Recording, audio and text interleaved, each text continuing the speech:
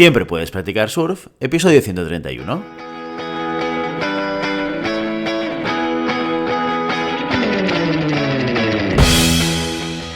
Bienvenido y bienvenida a Siempre puedes practicar surf, el podcast diario sobre recursos humanos. Este podcast está pensado para profesionales de recursos humanos, gerentes o jefes de equipo y podrás encontrar técnicas, consejos, ideas, conceptos y noticias sobre la gestión de personas.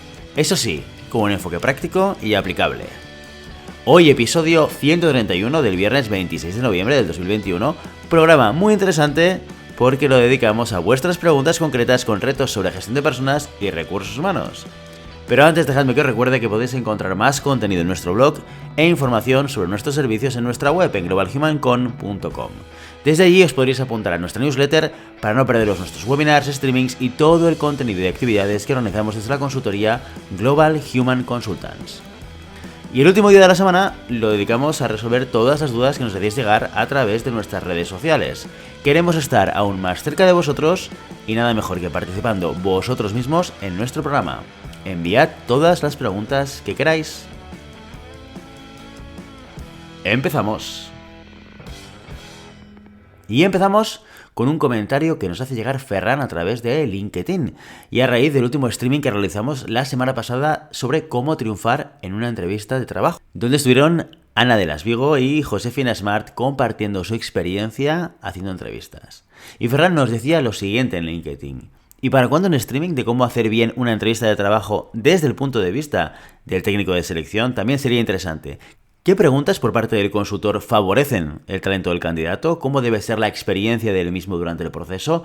¿Cómo detectar el talento en el entrevistado? ¿Qué temas tratar y cuáles no? Siempre nos centramos en quién es entrevistado y pocas veces en quién entrevista. Un saludo.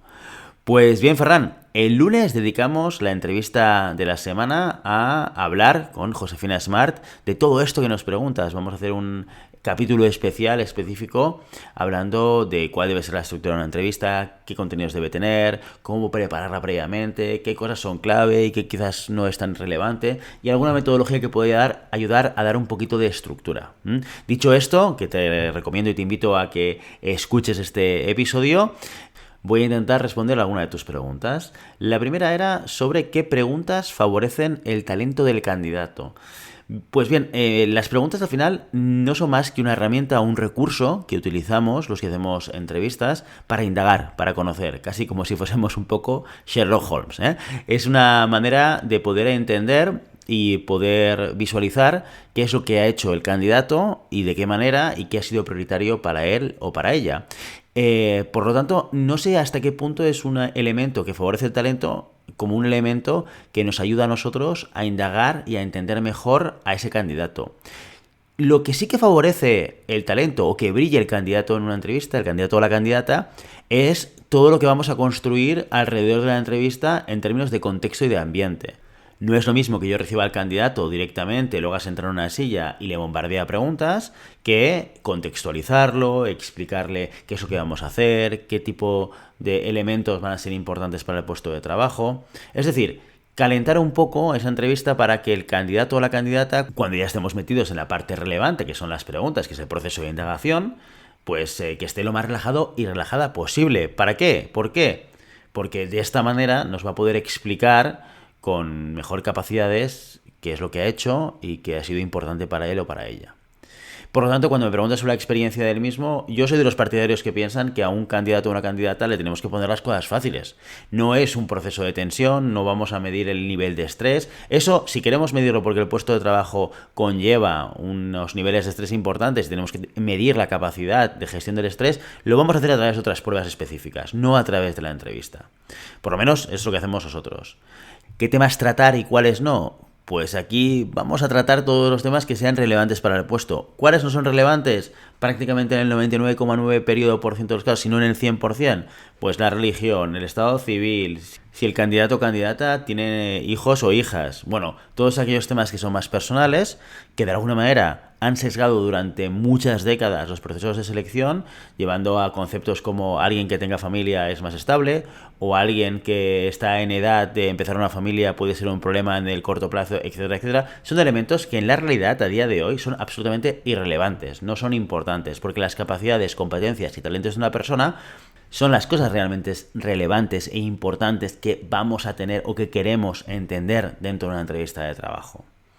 Eso sí, sí que vamos a preguntar con detalle qué es lo que ha hecho, cuándo lo ha hecho, cómo se relacionó con otras personas en un equipo, qué tipo de objetivos consiguió o qué considera él que fueron los resultados que esta persona consiguió, etcétera, etcétera. ¿Vale? Nos vamos a centrar sobre todo en la parte competencial, en la parte de habilidades y en la parte también de los procesos de decisión. Oye, ¿por qué cambiaste este puesto de trabajo? ¿Qué es lo que te llamó de esta empresa? ¿Por qué decidiste dejar esta otra? ¿Y esto por qué lo preguntamos? Porque nos interesa mucho saber cuál es el proceso de decisión del candidato y esto nos habla de cuáles son sus valores y cuáles son sus prioridades vitales, lo que nos permite hacer el match con la cultura y los valores y el propósito de la empresa cliente. Y aquí muchos os preguntaréis, bueno, pero en muchas de estas cuestiones el candidato o la candidata tienen alta capacidad para poder engañar, mentir. Y en muchos casos, o en algunos casos, sí que es cierto. En una entrevista de una hora y media se habla de muchas cosas y o bien estás muy preparado para mentir o probablemente habrán incoherencias, incongruencias en las historias que vayas a contar. Dicho esto, sí que es verdad que si tú te lo preparas, puedes perfectísimamente hacer ver a la otra persona, al de recursos humanos, al consultor o al responsable de la empresa, que tú eres una persona alineada con los valores de la compañía. No tienes más que ir a la página web, al LinkedIn, ver toda la información que están compartiendo y ahí podrás ver seguramente aquellos elementos que si tú en la entrevista los enfocas bien, la gente entenderá en el proceso de selección que haces match a nivel cultural.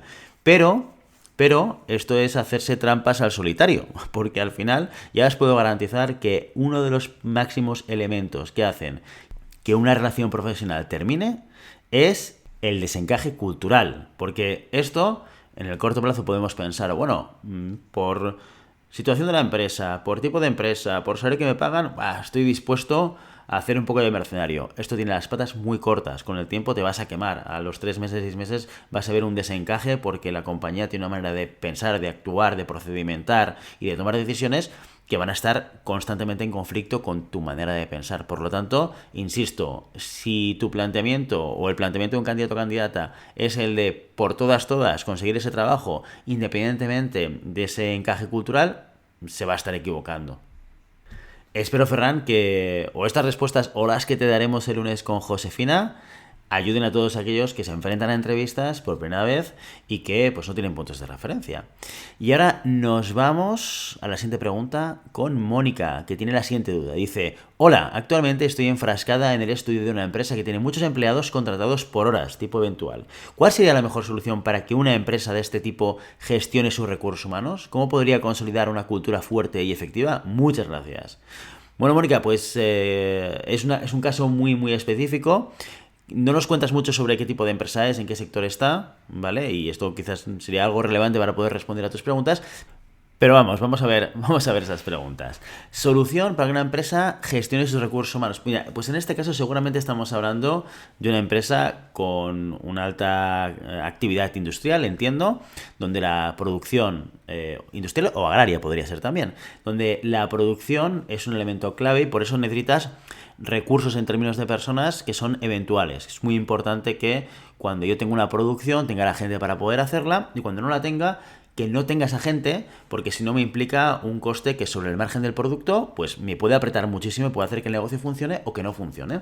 Esto pasa en algunos sectores donde los márgenes son muy cortos y donde el impacto del número de personas trabajando también es muy alto en términos de costes. ¿Cómo poder solucionar esto? Al final aquí hay dos elementos muy importantes. Bueno, si quieres 3 elementos muy importantes. Por un lado tienes el negocio, que en este caso sería la producción. Es muy importante tener muy claro, y esto ya no tanto depende de recursos humanos, sino seguramente del área de producción, cuáles son las planificaciones de producción, ¿vale? Porque esta es la única manera de poder saber cuántos recursos de personas yo necesito. Por tanto, estar muy cerca de la gente de producción para entender, planificar y prever cuál es el número de personas que se necesita para cada turno, para cada día, para cada momento, para cada temporada, para cada campaña, para lo que haga falta. ¿Vale? ¿Por qué? Porque tienes que trabajar con un poco de antelación. ¿Cuál es el segundo elemento clave? Bueno, eres tú, eres la persona de recursos humanos, que es la que va a balancear y la que va a entender esas necesidades en términos de recursos de personas para ser capaz de poder dar salida a la producción que se está proveyendo desde el área de producción en este caso. Y luego el tercer elemento, ahí necesitas un partner en general, ¿vale? Normalmente un buen partner es una empresa de trabajo temporal, es una ETT, que son las consultorías que más fácilmente poder dar respuesta a cubrir perfiles más de producción, más operativos, más de línea, si quieres, y a una velocidad mucho mayor, ¿vale? Entonces, tú necesitas tener o plantear alianzas estratégicas con consultorías de trabajo temporal, que son las que te puedan dar el servicio y que pueden reaccionar con tiempo, pero tienes que tener muy claro también la alianza interna con producción para poder hacer la planificación previa y que no te pille el toro, ¿eh? Para poder dar, en este caso, a la empresa de trabajo temporal el tiempo suficiente, que estas suelen ser muy rápidas, este tipo de compañías, ¿eh? Pueden cubrir las posiciones pues en 1, 2, 3 días. Están muy acostumbradas justamente a cubrir el gap en este tipo de organizaciones, ¿eh? Con lo cual, con muy poco tiempo puedes llegar a cubrir un cierto volumen de recursos de personas para hacer tipos de producciones.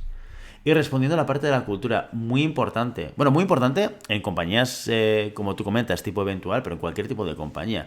Yo desde mi punto de vista, no hay una gran diferencia entre la construcción de una cultura fuerte y efectiva en una compañía donde la mayor parte de las personas que trabajan allí tienen contratos indefinidos y por tanto pues están mucho más tiempo trabajando de manera constante y continuada, que aquellos que tienen una alta parte de sus empleados que son eventuales. ¿Por qué? En estas circunstancias, si te fijas y analizas, y esto creo que es un elemento que podría ser interesante en el estudio de la empresa que estás haciendo, seguramente en ese perfil, en ese conjunto de personas que trabajan por horas o en tipo eventual en esta empresa, habrá algunas que repetirán más y otras que repetirán menos. Esto es lo que llamamos en recursos humanos los empleados fidelizados y los no fidelizados, ¿eh? Los fidelizados, ¿qué son? Son aquellos que, oye, cada vez que yo necesito a alguien, sabes que tienen disponibilidad. ¿Por qué? Porque aparte de trabajar en esa campaña concreta o estar a disposición de la empresa cuando tiene trabajo puntual, hacen muchas otras cosas. O sea, tienen la vida un poco,